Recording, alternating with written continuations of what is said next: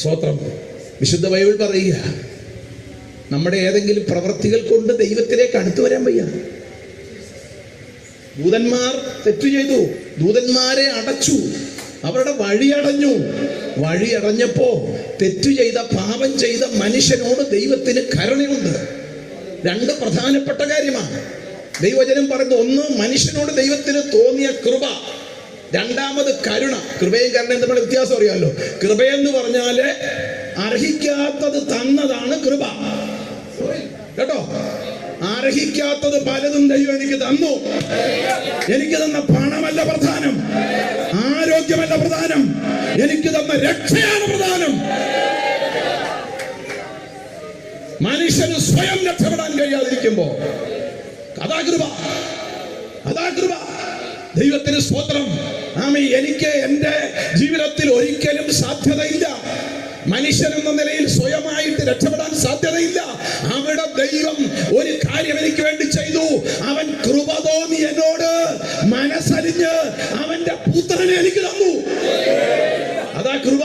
രണ്ടാമത് സാറേ, അടുത്ത കാര്യം എന്താണെന്നറിയാമോ? കരുണയാണ്. കരുണയെന്ന് പറഞ്ഞാൽ കിട്ടേണ്ടത് തന്നില്ലെന്ന്. കിട്ടേണ്ടതായിരുന്നു. അതാ കരുണ.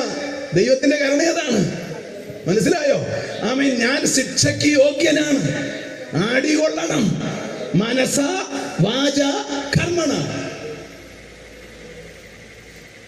മനസ്സ് ചിന്തിച്ചത് പാപം. സ്തോത്രം. ഹല്ലേലൂയ. എൻ്റെ സെന്ററിൽ ഒരു പാസ്റ്ററുണ്ട്, രണ്ട് കണ്ണും കാണുകയില്ല. പാസ്റ്റർ സന്തോഷം, ഇവർക്കൊക്കെ അറിയാം. എല്ലാ ആഴ്ചയിലും പുള്ളിയുടെ സഭയിൽ സ്നാനമാണ്, രണ്ട് കണ്ണും കാണത്തില്ല. ഈ തപ്പിപ്പിടിച്ചുള്ള ബൈബിളൊക്കെ വായിച്ചാ സങ്കീർത്തനമൊക്കെ വായിക്കുന്നത്. സ്തോത്രം. ഞാൻ ചിലപ്പോൾ ഓർക്കും പുള്ളി ഒരു ഭാഗ്യവാനാണെന്ന്. ക്ഷമിക്കണം എന്നോട്, കാരണം നമ്മുടെയൊക്കെ കണ്ണൊരു പ്രശ്നമാണ്. സ്തോത്രം. അത് നമ്മൾ അക്ഷരാർത്ഥത്തിലെ കണ്ണ് മാത്രമല്ല കേട്ടോ, അതുമാത്രം അതിനൊക്കെ അപ്പുറം ഉണ്ട്. ദൈവത്തിന് സ്തോത്രം. ഈ കണ്ണ് ചൂഴ്ന്ന് കളയാന്ന് പറഞ്ഞാൽ നമ്മുടെ മനസാക്ഷിയുമായി ബന്ധപ്പെട്ട കാര്യമാണ്. ആത്മാവിൻ്റെ കണ്ണാണ് നമ്മുടെ മനസാക്ഷി. കേൾക്കുന്നുണ്ടോ?